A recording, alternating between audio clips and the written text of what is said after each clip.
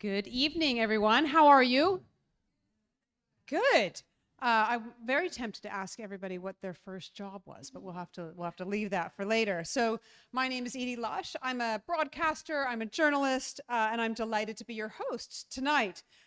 I am really delighted to be here with Hilary Cottam. How are you? Very well. Delighted to be here with everybody and with you. And social innovator. You are a designer and author of this incredible new book, which I have read and put a lot of non-carbon friendly post-it notes in. But it really imagines us, it encourages us to imagine a new future for work, one that's more humane, one that's more meaningful, and one that's more sustainable. And over the last 5 years, you've conducted hundreds of what Hilary calls imaginings, collaborative workshops where workers from all walks of life, from grave diggers to CEOs of very large companies, design new forms of work that could serve both people and planet. So let's start off with these imaginings. CEO of Microsoft to the folks cleaning local parts. You spoke to them, listened to them, had them draw on bits of paper. Why did you decide to embark on this journey in the first place? So yes, very nice question. I've worked for a long time in most of the communities where I did the research for this book, and I've spent decades working on welfare reform of the welfare state, social systems in general. And I became increasingly aware that in so many of the communities that I work in, there is no longer any good work. Or if there is good work, it's very, very hard for local people to access it. And so, in a way, I think what we've tried to do is we've tried to fix a lot of things through kind of social support when people don't have the kind of economic security to stand on. And I thought, perhaps I've been working on the wrong side of the coin. And I started off by asking politicians who represent these places, what are you going to do about work in the places you represent? And they'd be like, Hilary, don't ask me, I've got no idea. And I thought, well, I'm not an economist, but what I'd like to do is go and ask. And for me, the most obvious place to start the asking was with workers themselves. So I set off, I had a rucksack, some tools for the imaginings inside, and I just got groups of workers together and started to ask them to imagine with me how we could create good work. So what do you think it was about the way that you asked people and that methodology that you used that allowed people to imagine the future so boldly? Yeah, well, I'm absolutely sure that if I'd gone and run a focus group, I wouldn't have what's in the book. And I think it was really important that I asked people to join me in groups of about 8. Sometimes more people came than I'd bargained on once kind of word went round. But I asked them to join me to sit in groups of 4 around a table and spend 3 hours with me, literally having this imagining, thinking, first of all, what does a good working life look like? What should it look like in this century? And then how should we get there? And I think it really matters that I use visual methods. I think, I bring stuff to enable people to kind of sort of think outside how they might normally think. I think it really matters that I work collectively. So for instance, I'm asking people to design a new work organization, and you're working in a group of 4 and you're looking at something at the table, you're not eyeballing, so you kind of dare to try out different ideas. So it was a kind of making process. It's not like everybody turned up to be interviewed and told me what they thought. In that process, people grew ideas, discarded ideas, grew them again. It was a really creative process.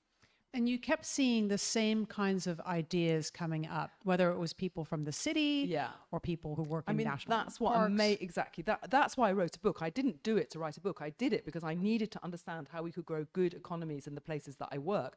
But when I saw everybody talking about the same things, I just realized that there was something really rich in here. So the first imagining takes place with a group of grave diggers in Kilmarnock in Scotland in East Ayrshire. And one of the grave diggers, this guy called Johnny, he grabs the pen and he starts to design what he calls a non-linear life. And then, 3 years later, post-pandemic, I'm in the boardroom of a very large London consultancy, and exactly the same dynamic takes place. And these are people, separated by geography, class, education, but with exactly the same dream and the same way of expressing it. And I just found that really fascinating. And of course, it repeated again and again, and other things repeat as well. So your research builds on Carlota Perez's theory of technological revolution. We're now in the 5th great transformation, the digital revolution.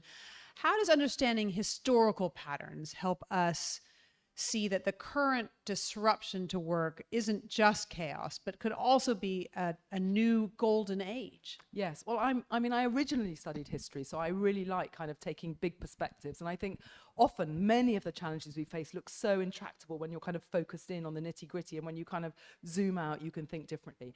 Carlotta is this absolutely amazing economist who is the sort of, I don't know if anybody here knows her work, but she's done the kind of the most, the most reputable, the most interesting studies of technology revolutions. And as you say, she's got 5 that, you know, start with what we think of as the Industrial Revolution. And what she's mapped is really interesting, which is that every technology revolution goes through a pattern.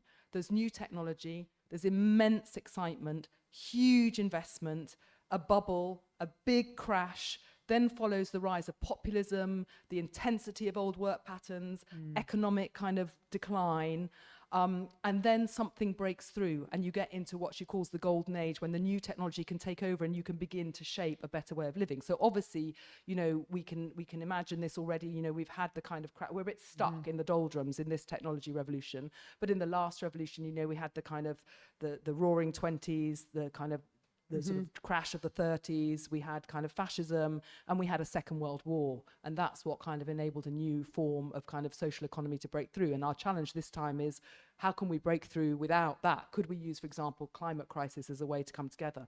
But I think what's really important about this kind of very big framing that she has is, first of all, you think, okay, well, we've been through this before, and every single time we come out with a better deal for workers. So it's not like we think things are going to get worse forever. But also I think what's really important about her work is that when you kind of think and read about these patterns, you realize that nothing is determined by technology, that society and culture in the long run determine technology. So it's not appropriate to sit here thinking we are going to be shaped by AI or whatever, and that something's going to happen to us. What's going to happen is that AI is going to kind of change kind of the possibilities, and our cultural dreams are then going to shape AI, and that we have work to do to kind of do that shaping, but nothing is determined. And I think that that's a very important opening for the time that we're in now. You mentioned we're in the doldrums. Does that mean there's still a chance that we can shape this? Yes, this so future? we're in the sort of, you know, the 1930s period of kind of economic stagnation, the rise of populism, the kind of decline. And I think what's interesting is that if you look at the patterns that she kind of draws out, it is unusual to be in the doldrums this long. Right. Normally something breaks through and people begin to shape. And one argument she has about this, Carlotta's in her 80s, is an aging society is quite problematic. That actually, in fact, I think there was a very interesting article in The Economist last week about this, that there are a lot of older people who are shaping the future of things, who are kind of not in touch with what could happen and don't have the same stake in what could happen. I mean, but that's just something, you know, in the conversations between Carlotta and I, that's not something actually in her work. But it is a question why we're in the doldrums. But conversations like this are about getting together to get out of the doldrums, so it's why it matters. Good.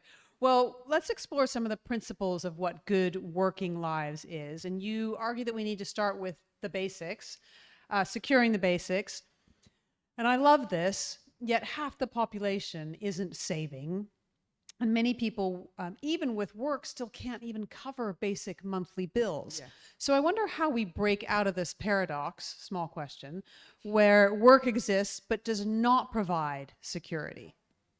So this is right. I mean, you know, 1/3 of young workers in Britain don't earn minimum wage. 2/3 of women with children don't earn minimum wage. I mean, the work takes place in the UK and the US. Obviously, the picture's even worse in the US.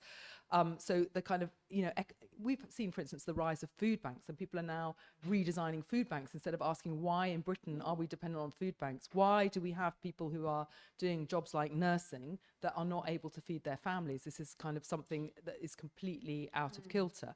And I think the other thing that perhaps people who are not sort of in my kind of welfare field aren't familiar with, but, you know, 2/3 of British families who are in work receive a subsidy from the state in the form of work credits to top up their wages. So a huge, you know, we've been talking in the news about, you know, should we kind of cut welfare benefits and all the rest of it. Welfare benefits are absolutely massively outpaced by this working family tax credit that goes to families that are not paid enough to survive on. And of course, I'm not saying that families should not have that working tax credit. Of course they should. But the thing is that is a massive subsidy from the state to businesses that are essentially not paying people enough to live on. And I think that this, is obviously really important, because when, it's no surprise that the places where I work, where people don't earn enough to live on, are also the places where kind of, Brexit, reform. I mean, if you don't, if you can't believe in that minimum democracy that you can earn your wage, things have to change. So I think there's, your question is, what can we do really? And one of the things is that we've got good legislation, but we don't enforce it. I mean, the United Nations says how many people a state should have to enforce, and I think we're 2/3 down on who we should have to do the inspections and enforce in the UK. Obviously worse in the US. But also, again, this is a kind of, one of the things I do in the book is I try to kind of shift work out from being something that is just for labour economists to be a much bigger social cultural question. And again, this is culturally determined. I mean, I spend time with Deliveroo riders who deliver your meals and all the rest of it. Like, are we okay living in a culture where the person who's just delivered your kind of takeaway is actually really, really suffering mentally, physically, and cannot support their families under enormous stress?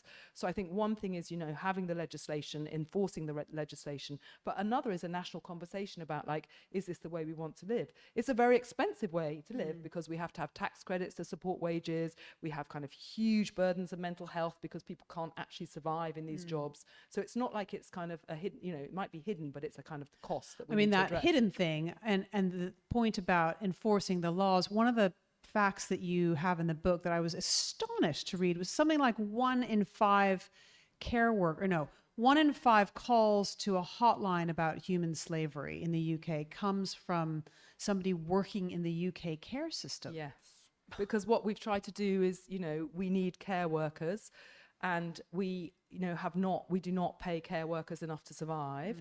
And so we've tried to kind of solve that problem by importing care workers into structures that are really horrific.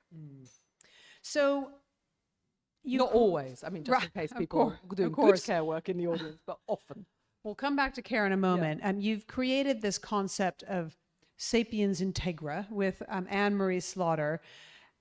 It's around the idea that humans are seeking connections, meaning, and growth. And you distinguish it between away from Homo economicus, which I can't pronounce, so you're going to explain that to us. But tell me how if we shifted our view of human nature, how that might shift how we would design work. So I think what's really interesting about work is it's designed on a pattern, a human pattern. So just as like my trousers had a pattern, and now I'm wearing the trousers and you can't see the pattern that made the trousers, work is exactly the same. Work is designed around a human template. And the template that our work is designed on originated in the 19th century, and behind it is exactly this man that we call Homo economicus. And the idea is that people want to compete, they want to kind of do as well economically as possible, and then they're satisfied. And we see everywhere how this template works. So for example, if you think about a job advert tells you what you're going to earn, and it probably gives you some highfalutin title, but it doesn't say anything about the purpose of the work. And if you rock up to a job interview and you say, I'd really like to understand, is this work purposeful, you probably won't get the job. But actually, of course, that's what we care about. And you see it as well, I think, in the writing of the book, that we were going through a whole wave of strikes in the UK. And again, that was really interesting how journalists covered those strikes. They covered them all about pay. And, for example, I don't know if you remember, but the train drivers were striking. And there was a lot of conversation about how, these are members of the union. Train drivers earn £60,000 a year. That's a really good salary. What on earth are they striking for?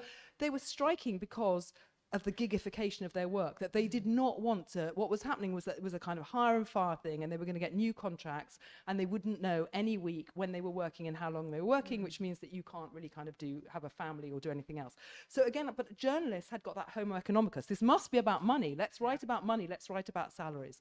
And I think what was really clear with these kind of hundreds and hundreds of imaginings that I've done is that actually we are very different people. So of course, you've talked about the basics. We want kind of, sound economics. We have to feel economic stability. But we also want to grow. We want work with purpose. We want time to be with our friends and family. We want to play, all these things. And what's really interesting when you look into it is that modern research across a whole range of disciplines, from biology, like the selfish gene, who is the kind of dastardly cousin of Homo economicus, turns out to be a complete myth. Of course, there is no selfish gene, but biology, psychology, anthropology, is that we now understand humans in a much more complex way. And part of that is that we do want to kind of bond together. We do want to look out for each other. Humans often look out for each other, even when it's not in their best interests. And that actually what's really clear is the work we're searching for in this century is work that, in the work and outside the work, allows us to develop over all these dimensions. So Anne-Marie and I developed this idea of sapiens integra because we sort of thought the first thing is you've got to make the template visible. You've got to say, look, this is the pattern that you can't see. Do you like it? And if you don't, what about this pattern? So we're hoping to kind of bury in a nice, respectful way Homo economicus and give birth to sapiens integra. You mentioned the gigification of work, and it's something that I've noticed around as well. And in fact, my daughters are working as waitresses in a pub this summer. And last year, one of my daughters was working. She just had every week she got a rota. This summer, they get some days, but then they're told some days you're on standby. And I thought, well, that's not fair. I mean, you can't do anything else. You can't do anything else. You right? can't arrange to play tennis with your friends. You can't. Yeah. I think it's really interesting because so many people have said to me this about that they've realized it through their children, and that it's sort of invisible until. But of course, it's happening to teachers. It's happening to nurses. It's happening everywhere, and it's it's really awful because as with the kind of Deliveroo riders in the first chapter of the book, you may only be working 5 days a week. You may want to work more to earn more, but your time is not your own, because if you don't turn up in that moment, then you don't have a job. And so especially family life you can't organize, but very little else can you organize. You mentioned nurses there. Let's talk about care, because I loved that chapter. That was in fact my favorite chapter. As I age, my mom is getting older, my parents-in-law are aging, and I see my friends who are struggling as nurses in the States actually really struggling. It hits home, and you've written about care as a relationship, not a service. And on the positive side, there's a really interesting example from the Netherlands, Buurtzorg. Yes. My Dutch is not great. It's revolutionary and simple, and I'd love how you explain how this relationship-based care costs 40% less while delivering better outcomes and paying the workers more. Yes. So I'm so glad you like that chapter. And I think one of the most important things we could do for the future of work is recognize that every worker is also a carer, not maybe all the time, but just even thinking about that concept would, where that happens, you have great loyalty from your workforce and all the rest of it. And I think care needs to kind of happen at 3 levels. So it needs to happen, employers need to recognize it. It needs to be informal. And I've got some examples of that in the book. But then we need to think about care services. And Buurtzorg is really interesting. It was started by a Dutch nurse, Blok, who the Netherlands were going through what has happened here some time ago, like kind of a need for reform really means a privatization of an old model, and you begin to kind of like squeeze the front line, have more management, more measures, all the rest of it. And he thought, this is just not the way to go. What I'm going to do is I'm going to exit, and I'm going to, with a small team of fellow nurses, set up this way of working, and we're just going to decide every day what we do as a team to serve our community. And out of that, he's built this phenomenal care service which serves 2/3 of the Netherlands, as you say, with lower costs. And what happens is that teams of nurses work as a team. They decide how to do their work in the community patch they have. They have their budget and they control all the resources. So not only is the kind of overall budget of the whole organization visible, but they have the resources themselves. And I say that because the NHS has tried this model, but what they do in Britain is they say, you go and have all the responsibility, you nurses, for this place, but we'll tell you how much you can spend, which of course is not the same as actually running the whole thing in this cooperative model. And the reason it costs less is because when you know the person you're caring for, it's really easy to do preventative things that actually save money in the long term. But what happens in Britain, for example, Well, just for example, seeing whether somebody is eating, taking the time to kind of help them put their clothes on so they feel good enough about themselves to go out that day, like really small things. And what tends to happen here is, because we've taken out that level of care, is that people, first of all, as you say, families try to do it often from a distance, often at great stress. And then people crash into the care system, you know, very unwell, having lost weight, being very ill, kind of, you know, not taking care of themselves, because that intermediary level isn't there. So, for instance, a Boarts carer would think that tidying an old lady's house so that she's proud enough to get her friends round would be more important than kind of doing whatever's on the list of, you know, some formal thing, because they understand and they work as much with family and relatives as they do with the person. And that's, so it's keeping all the relationships around a person functioning, and that's what keeps us, that's, you know, protective and keeps us well. Why hasn't that idea spread further than the Netherlands? Well, it has. They Okay. have an international wing, and it's in Korea, and it's all over the place. The question is, why don't we have it here? Yeah. And that is because we have got these, you know, extremely statist systems, and we're not prepared to give the power away. I haven't lost hope, but I think, you know, if we mutualized care in this country, like the Boartsorg model, we would have good care and we would have a lot more resource. And the reason, of course, the reason they pay well is because Josta Block has taken out all of the middle management. So if you've got 8 people in a team, you don't have any managers. They are the managers and the carers. And they do have people that come and help you. So if you get in, if you know, if you're in trouble, somebody can come and facilitate your team and help you sort out the problem. But that's it. So they've got this tiny back office in a shed. Like 45 people Exactly, or something. in a really not very attractive shed. And of course, in Britain, it's completely the other way around. You can go to some huge office, you know, I'm not saying it's a nice office, but everything is in the middle management. So, yeah. Absolutely fascinating. So let's go to the US and think about a big company, Kellogg's. You have a great example about Kellogg's experimenting and using 6-hour shifts in the 1930s, which is a really interesting idea, because when we think now about the 4-day work week, it actually comes out that this isn't a new idea at all. So tell us a little bit about that story and how we can reclaim time in an age when I feel like technology just steals it from us. Yeah, that's so interesting. I mean, the thing about the Kellogg's, so Kellogg's was the doldrums. That was the 1930s, and there was a kind of national drive to share the work. And so he realized that if he made his 8-hour shifts into 6-hour shifts, he would employ more people. But he was also absolutely convinced that if he gave his workers rest and time out, his bottom line would change. And that's what happened. People stopped being sick, kind of, you know, productivity of the company changed massively. And what's so interesting about it is that everybody thought that would be the future of work. Because, you know, Keynes had just written this thing about how his grandchildren would have 8-hour weeks. It isn't that, I can't remember the number of hours, but, you know, that everybody was thinking that that technology revolution was going to give us time. And so, you know, President Hoover went, they did household surveys, everybody went to have a look. To see this incredible experiment where workers were happy, where the Kellogg's kind of profitability was kind of skyrocketing. And as you say, it's so interesting, isn't it? All of that data has been lost. You know, we've recently had to learn again. We've had kind of a big trial in the UK and the US of companies who've gone down to 4-day week. So same pay, 4-day weeks. I can't remember, there was a council where they're trying it, and there was a huge uproar. It's so interesting. People are so threatened by it. And, you know, the data from across Europe and kind of here in the UK is really significant, that most work can be made flexible in this way. And when you do it, your workers are kind of healthier, happier. But most importantly, whatever you're providing, whether it's care as a nurse or, you know, sort of a blue chip company doing whatever they're doing, the productivity goes up, the bottom line improves.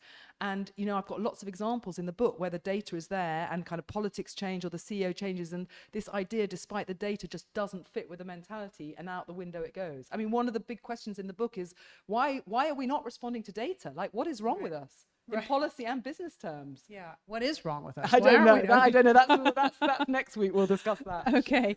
So one of the principles that you talk about is this idea of play, and it's definitely play outside of work, because when you talk to the Uber drivers, and the Deliveroo drivers, I imagine as well, they hate this idea that they're being gamified, that the gamification is being imposed on them. So give us a sense of what the difference is between real play and this enforced play, and why is the distinction so important? Yeah, so I have 6 principles in the book which have to be on a par, and one of them is play. And if you had had me here before I set out on my journeys and said, what are going to be the principles, I never would have thought this. So in the beginning, I have these 70 small playing cards that people have in groups, and they have drawings all over them of, like, you know, different things, and there's hobby cards and football boots and technology and you know, trees for nature, everything, and blank ones, in, you know, so you can write your own, not to determine the conversation, but just to kind of start thinking as a group. And the first thing that happens in every single group is people pick up the play cards and they put them down in the middle of the table and they say, this is the most important thing. And then usually they also talk about how they're not playing, or they're being forced to play at work, the gamification thing, which nobody wants. And so what's really interesting is that everybody talks about the importance for a good life of having a space where you live in another dimension that is not commodified, where you can do a whole variety of things. You might do them alone. You probably usually do them with other people, you know, like in the Kellogg's experience, team sports grew, kind of home baking, like all these things grew. And that part of having a good life, part of feeling, you know, whole and well as a person is having this space to live in another dimension, and that as a society we have to have that space. And I think, you know, what comes out very strongly in my work is that everybody wants to work, everybody wants work, they want good work, but everybody also wants that work not to consume their whole life. They want to shift the gravity somehow.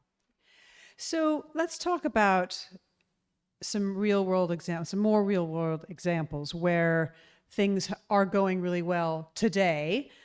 We talked about Kellogg's in the 1930s. You profile a company called Catalyte in Baltimore. Has anybody heard of it? I hadn't heard of it, and I'm shocked, and I feel a little dismayed that I haven't heard of it. They use AI to identify coding potential in overlooked communities, and they've now trained thousands of software developers from very diverse backgrounds.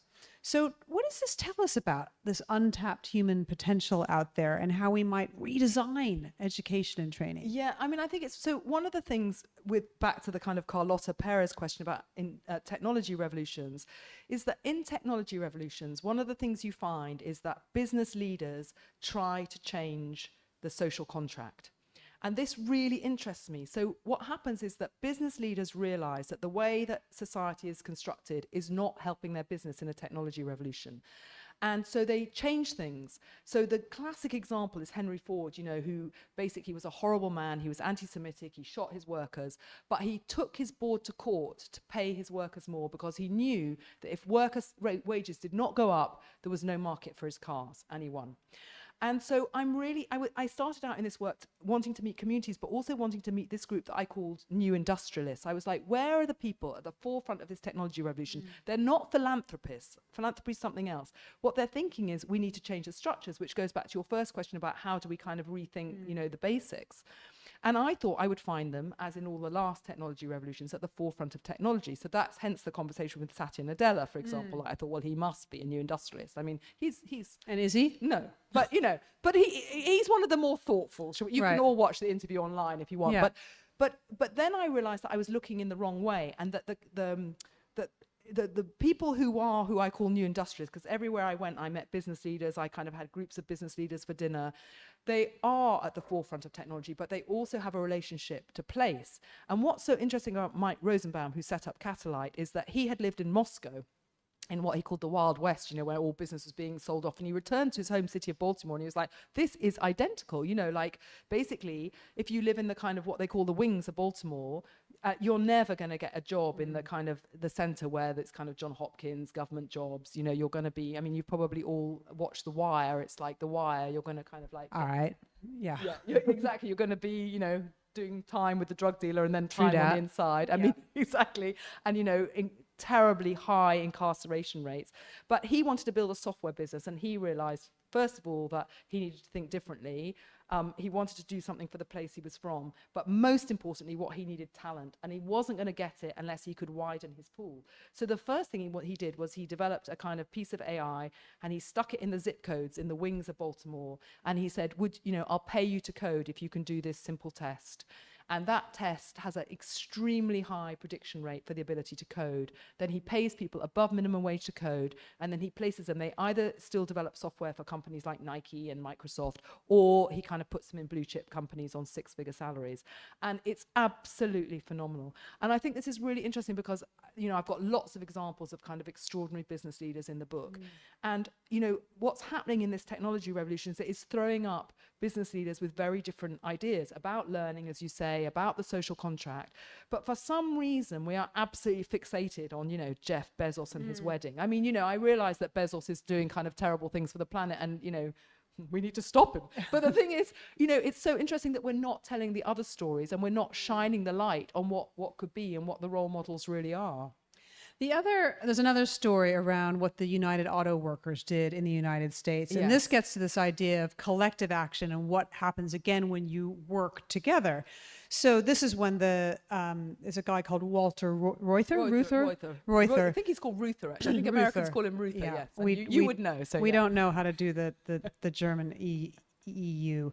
But this is where the Auto Workers Union coordinated aircraft production across all kinds of different auto plants at a moment where, in fact, Ford was offered the chance to do it, offered $1 million or something to do it, and said, no, this is going to take us away from our core value. So why is that such an extraordinary success story?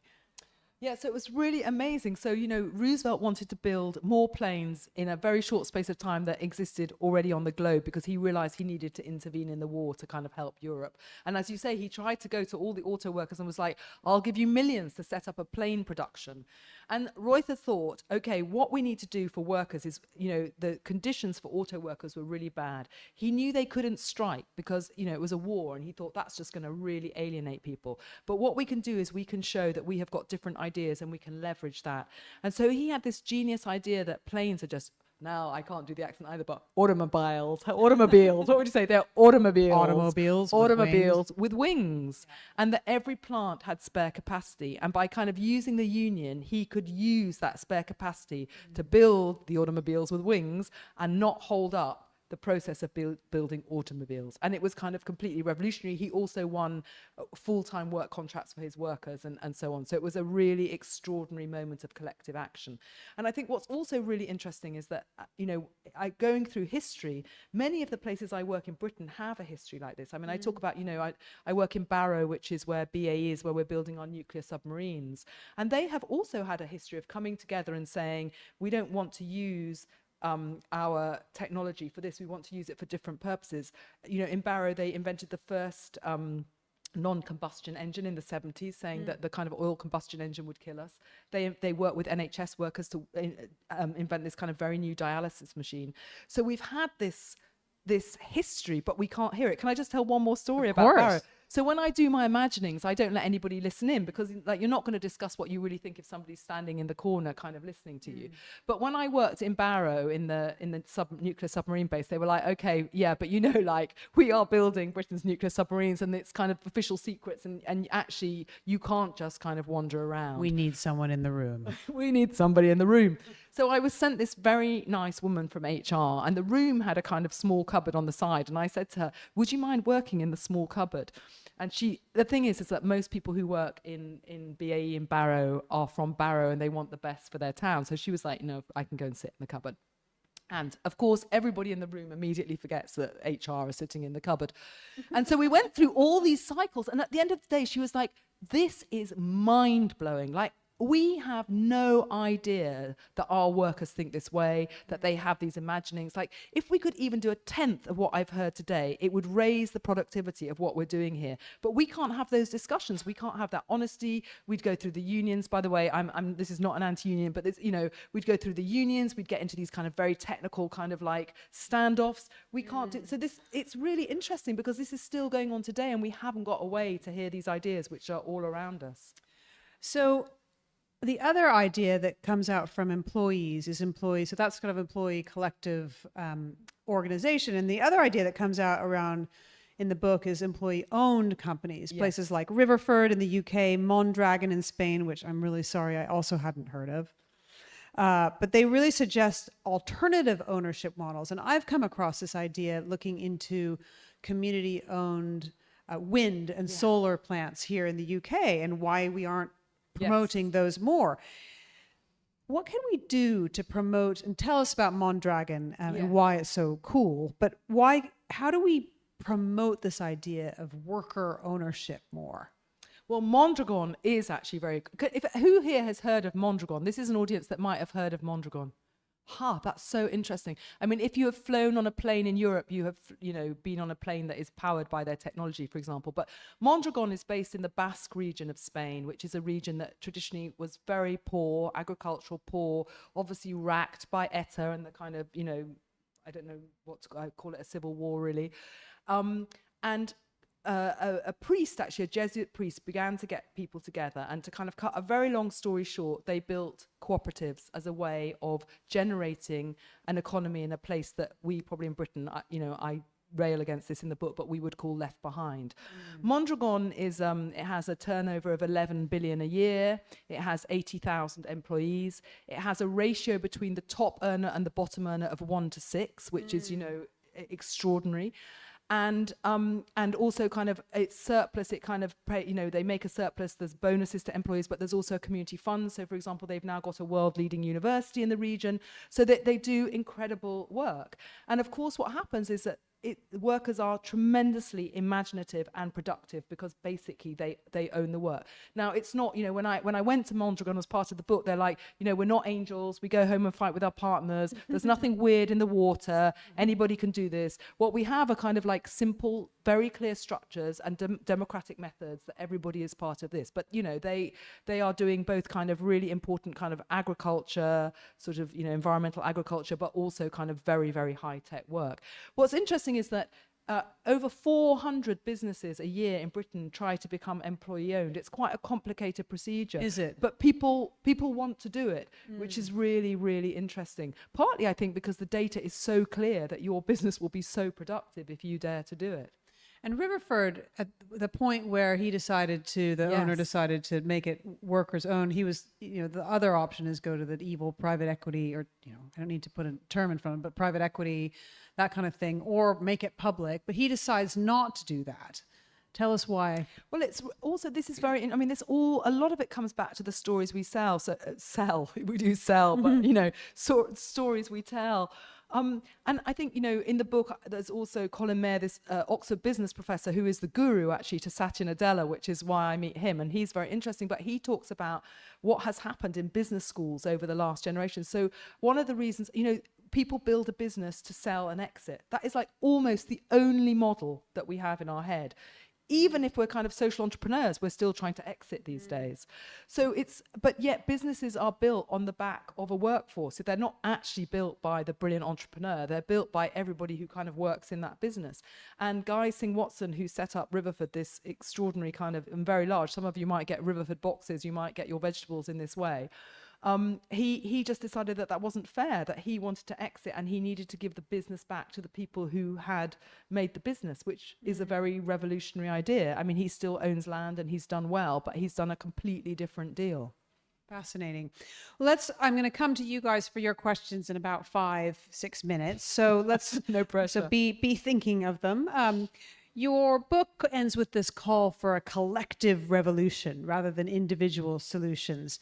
So in practical terms, what are the first steps that businesses, that workers themselves could take to begin implementing some of the principles?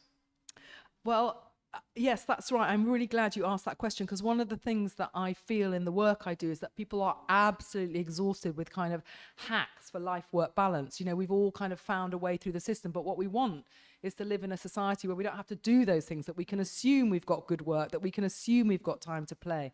And I think one of the first things we should do is we should think of ourselves as workers. So I tell a story in the book, I won't retell it now, about how difficult it is and how worker has become a term that we tend to kind of think of belongs to the people looking after the gardens or, delivering the Deliveroo. But I think what's really clear is that we are, the book is framed by, the technology revolution and the kind of ecological crisis. And actually, not only do we all share the same dreams, but in order to shape those things in ways that are good for us, we're going to have to kind of ally in very different ways across very different professions, classes, spaces. And the first thing of that would just be to recognize that we are all workers and to kind of have those conversations with other workers. I think if you're a business leader, there are small and big things in the book that are very practical you can do to kind of enable your workers to live well, and your company would do better. It's a guarantee. So we can identify as workers. That's a good starting point. It would be critical, but probably most people here this evening, you know, that's not a label that they would automatically adopt, even though probably everybody here, not everybody is a worker, but probably most of us here are workers. So you also argue that we have to reject some of the ideas that no longer serve us and put aside 20th century work patterns. And we can talk about entrenched interests, but maybe it's just sort of bad old habits that benefit from current systems. How do we build the social will in order to make fundamental change? So I think, obviously I address that in the book, and I've got this idea of a common fate. And there's a Stanford professor of political science called Margaret Levy who works with these ideas of common fate. And she says, we don't have to love each other, but we have to understand that we are our roots are entwined, and, we have to respect those roots and think about how we can build things differently. And I think that, the thing is, we're going to have a work revolution because technology and ecology, 80% of us need to change how we work and mostly what we do if we're going to reach net zero. But this isn't something we've got a national conversation about or policies for. So really, if we're going to survive, flourish, we need to kind of come together in new ways. And I have 4 groups, I think, that are critical to building the common fate. So one is the state. The state does need to act in certain ways. We need certain kind of new frameworks. We need to as we said, enforce the laws we've got. Intellectuals are really important. They kind of open the window of what's possible. And I kind of talk about particularly heterodox economics at the moment, which is so exciting and really opening the window on work. Obviously, people have to come together as well. Now, who's the 4th group? Who have I missed out? Civil society, the state. Well, there's local government. I don't know if that counts. No, the state. What is happening to me? The state, intellectuals, business leaders. In every revolution, they play a critical role. And I think that's, I do really think telling the stories. I meet so many business leaders that are doing incredible work. They've got brilliant businesses. They think completely differently about their employees, and they think they're almost mad because, there's a kind of certain cadre of people who meet at the World Economic Forum, but then there's another cadre that make up the real economy, and they're not meeting and they're not sharing ideas, and having spaces for that would also be really important. So there is something actually profoundly hopeful, I think, about your vision. And I love the number of positive stories that come out of it, something that I'm very passionate about as well, because I think that that's what inspires change. We don't get inspired by the grim news. We get inspired when we hear something amazing. Well, yes, I should have said that. The first thing you can do is, of course, buy the book. Buy 2, one for a fellow worker and friend. That's what you should do. That's exactly what you can do, and they'll be available for signing over here afterwards. Sorry. But the hopeful thing in your vision is that we can create this work that really nurtures us rather than extracts. And that extraction point is something that you mentioned, especially around the climate. So what gives you this confidence? Do you think that we're at a turning point now when transformation can actually begin, and we might even be seeing it happen already? So I think obviously we are on this cusp, and we've talked how, we have the doldrums stories as well. But I think, what gives me hope and energy is having spent time in all these communities and hearing shared and sophisticated dreams. I think people are quite realistic about what needs to happen. Like, we need new forms of work organization. We need to grapple with power in new ways. But people also can see ways through that are good for place, good for the environment, good for community. And the fact that these are common, they're not things that we're going to kind of fight each other about, I think gives me enormous hope. And they're doable. Then you go into the archives and you look for kind of data, and you can see that these ideas are not wild, that they are good for everybody. So that gives me enormous hope. I think that, what we need to do is talk about it a lot more, share those stories. So we're going to get you guys to talk now. And what I loved about Hilary's book was that she discovered that when people were given space and tools to imagine and remake their realities, remarkable insights occurred. So this is your part to be part of that collective imagination. What questions are you guys carrying about the work that we need? There's one there. There's one on the front. Hello, my name is, hello. Hi, my name is Alice. Thank you very much for this very insightful talk. Lots of inspiring things going on in my head, but I'll try to be concise. I noticed, actually, I picked up on that hopeful thread of the kind of language that you've been using. Even just the term imaginings is so unique, I think. And I think a lot about well-being and how it intersects with culture and how important that piece of being able to imagine is to actually making change. Because of course, if you can't imagine something better, you're not going to go about actually doing it. And I'm wondering if you see almost like a cultural paradigm shift needing to happen as well, where you've seen all the data, you've done all the research to have that hope because you can see that it's possible. But on a cultural level, maybe particularly in Britain, you know, we can be a bit sort of like self-deprecating, or, you know, even Bit between grim. generations, yeah, you see like stiff upper lip, that's just how it is. And is there a shift that needs to happen where people need to start actually not feeling shame around wanting more and wanting work-life balance and wanting to be happy, but being able to even imagine that without feeling like that's just a world away, a completely different paradigm that we don't live in, at least not in this country, if that makes sense? It does. I think it's such a good question. I mean, I thank you for the bit about imagining, because I also think what really matters is who gets to imagine. And, you know, in most of the places that I've done imaginings, people, you know, I was so scared people would leave in the tea break and they'd be like, who is this weird woman? And we're certainly not going to do this with her, you know. But people stayed afterwards and they wanted to talk, and they were like, you know, we never talk like this. Even amongst ourselves now in this community, we've got different ideas. We never get the space for this. So I think that that's just something that we need to kind of honor much, much more. But then, yes, your question about, your question about well-being. Sorry, just...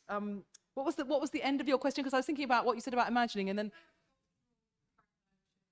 Yes. Oh, that's what I was going to say. Yes, exactly. But also a generation shift. Because one of the things that I love is that people say to me so often, I'm not Gen Z, but... And what they mean is, you know, or lots of stereotypes about Gen Z, but what they mean is like, you know, I'm older, but I'm so glad that the stereotype of Gen Z has liberated us to talk about work with purpose, to talk about kind of other aspects of our life. And so I think that that's very important. And I think that shift's coming. I think, you know, it's really important, and it's happening because, you know, people who employ people can groan about it, but actually you can't sustain employees anymore if you don't begin to address it. And even Amazon, you know, which is spending $8 billion on churn in its organization, is beginning to have problems with the way it kind of treats people and doesn't see them as whole human beings. So I don't know what to do about the grim British bit of your question, but I'll just leave that there. There was a question here, and then maybe one in the front too. Yeah. Wherever the mic is, and then up in the front. Hi, Hilary. I'm Ida. Nice to meet you. I've followed your work for a long time See you to the now. back, unfortunately. So hello. So nice to meet you in person. I have a few questions. I'll try to condense them. One is, have you been able to create a taxonomy of what a good workplace is? So kind of like what you were saying, it's not just about the job and the salary, but does the workplace have a nursery? Does it support cycling instead of driving? Having a purpose and things like that. So that's one. Did a few key things come out that you could perhaps capture as a taxonomy? Okay, so what's a good workplace look like? Yep. And secondly, so I just become a mom recently, and I'm actually horrified by the fact that my daughter might come in 20 years and say, I don't want to go to university, I want to be an influencer.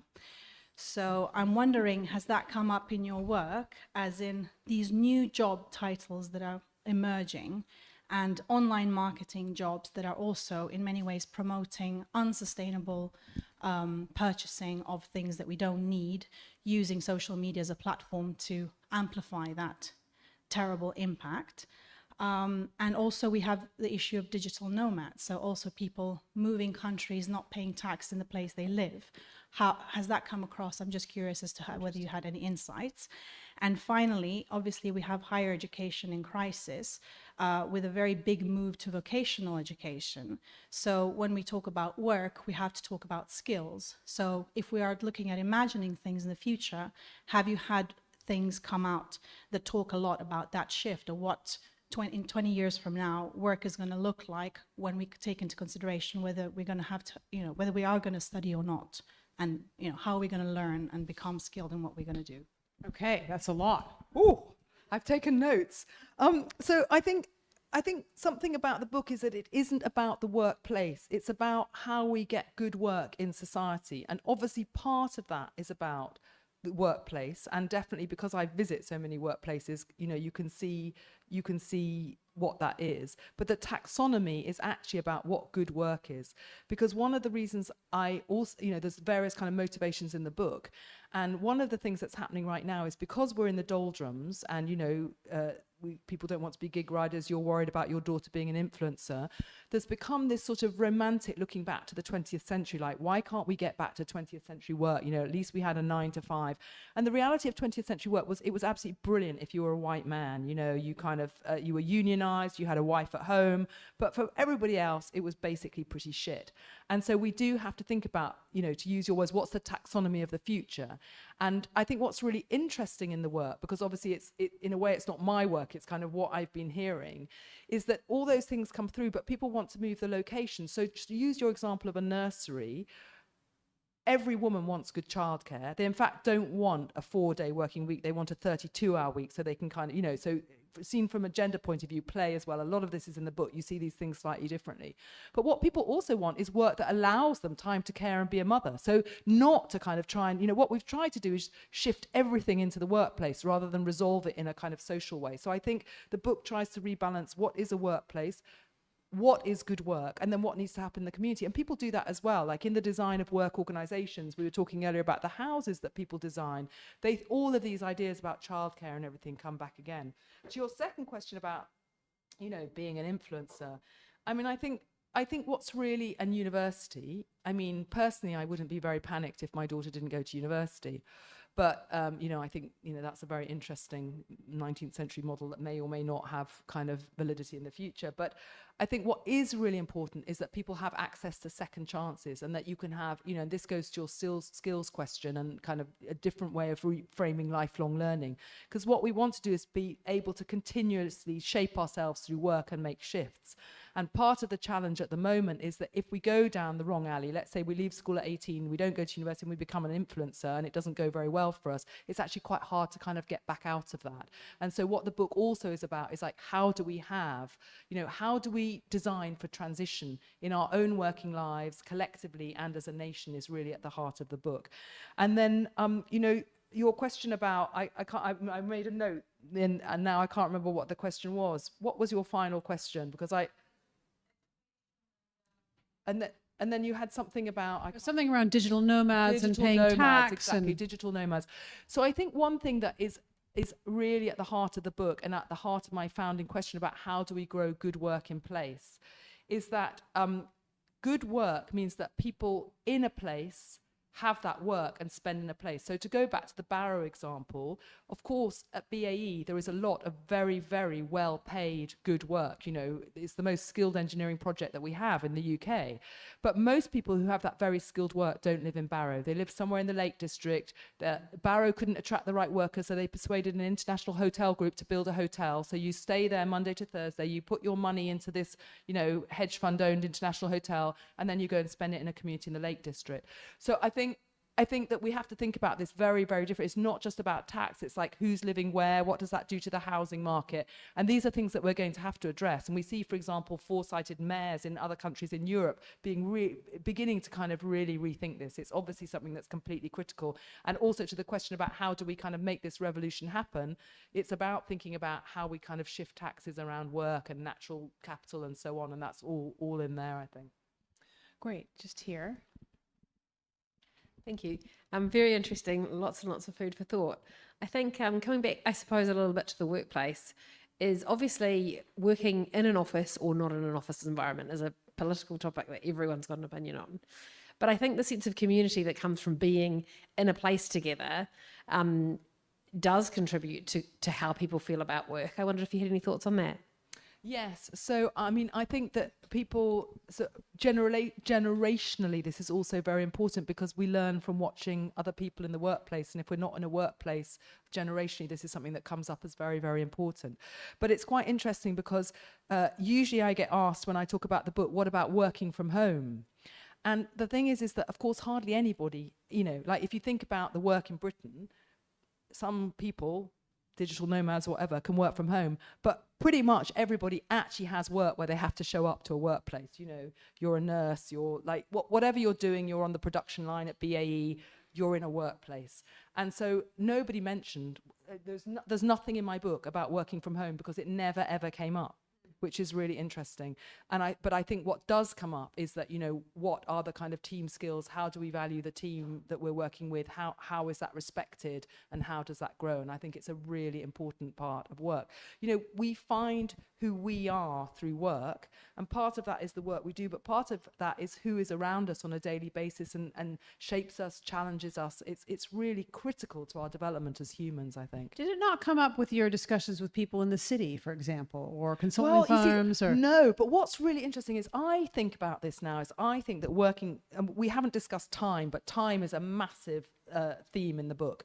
And I think working from home really is a protest about time, isn't it? It's about trying to get some autonomy back at some Tell us level. about the two kinds of time, because I did love that part of the book. Okay, but just to say that what comes up in the city is about time, is about, like, you know, that is about being squeezed actually to a point that you don't want to make partner or whatever. You're just not interested. So even working from home isn't enough. Even whatever you earn isn't enough. That this is just a culture that I can't thrive in and don't want to be in.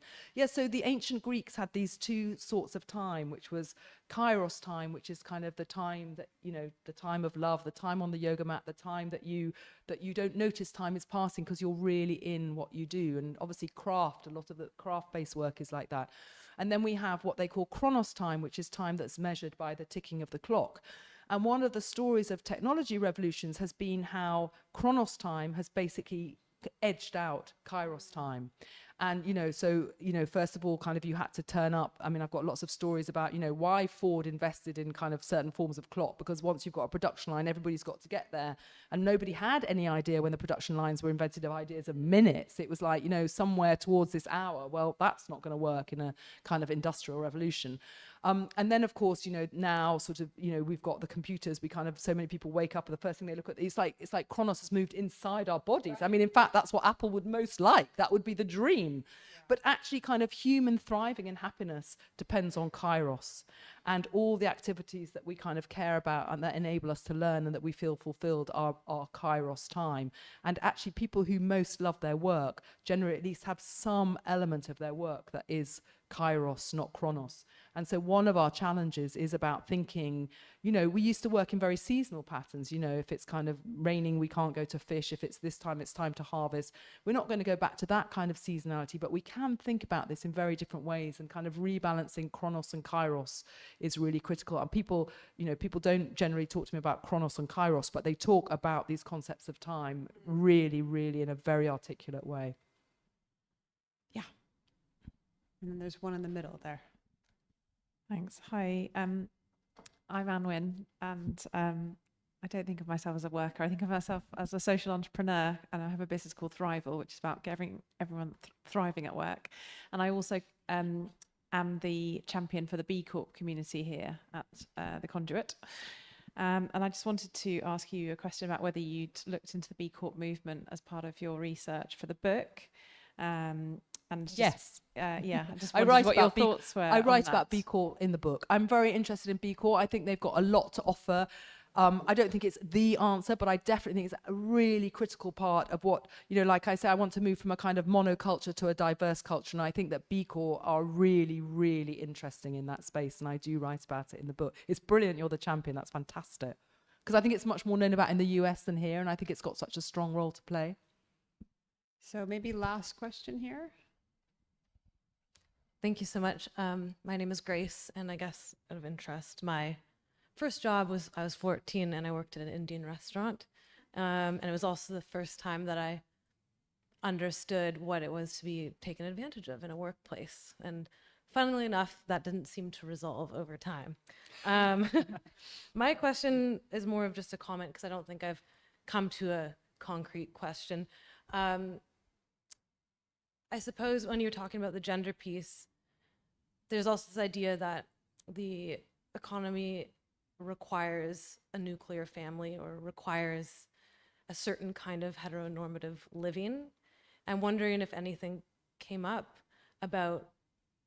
either the fear of, with a change in work, being a change in identity and how people see themselves in community, or if that didn't come up. Yeah, I'm just curious about that. It comes up, and it's a really important question, and I think it's actually a really important part of my other work about kind of social systems, because of course they are also heteronormative, and like, you know, this is well, I could say a lot about this, but one thing that if you get the book you might really like are one of the things I ask is why are some people such powerful and different organizers and really able to kind of face into the kind of power structures that we've got and how things are shifting.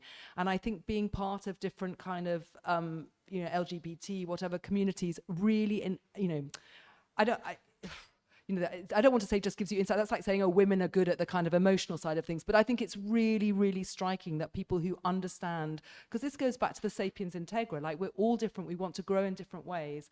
And if we can kind of tune into that, we can think of such different possibilities for everybody. So I think one of the really good examples in the book is kind of organizers who are organizing in this way, because, you know, I always say this in my work, that everything is designed around this kind of U-curve, but if we're designing kind of having had that sense of being on the edges, then we're designing in a much better way for everybody, and we're bringing different insights in. So I think, and also just to say about that, I think, you know, one of the things, and this is a bit to the grim British question as well, it's so interesting to me about what people talk about when they're invited to imagine, and that, you know, these things come out in a non, you know, people feel safe to talk about it. People say about their neighbors, oh, I didn't know that, but that's so interesting, we could think about this in a different way. Another thing that's really interesting is that, you know, all the places that I work have hotels that are full of immigrants.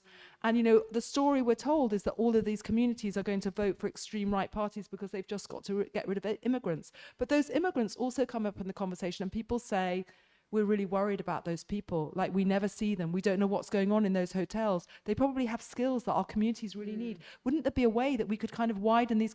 So in all kinds of different ways, people want to widen the conversation.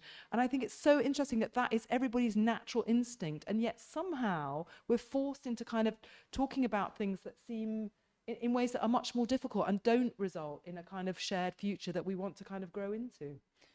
So we're going to have to leave it there. I want to close with a passage from Hilary's book that captures, I think, its essence and some of what we've discussed tonight. We can rethink the purpose of work. We are not cogs in a machine. Our purpose is not simply to contribute to an abstract number which defines economic growth without regard to whether this numerical ranking is creating well-being and nurturing our people and lands. We are head, hands, and heart, and the purpose of our work is to grow these capabilities while contributing to the economic systems that can support good lives and rich places. Our purpose is to do the work which nurtures and repairs our systems for ourselves and the generations to follow. So Hilary, thank you for showing us the future of work, and that it isn't something that happens to us, it's something that you can imagine and create together. And thank you to everyone here who joined us for being an absolutely vital part of this important conversation. Thank you, Edie, and thank you for coming.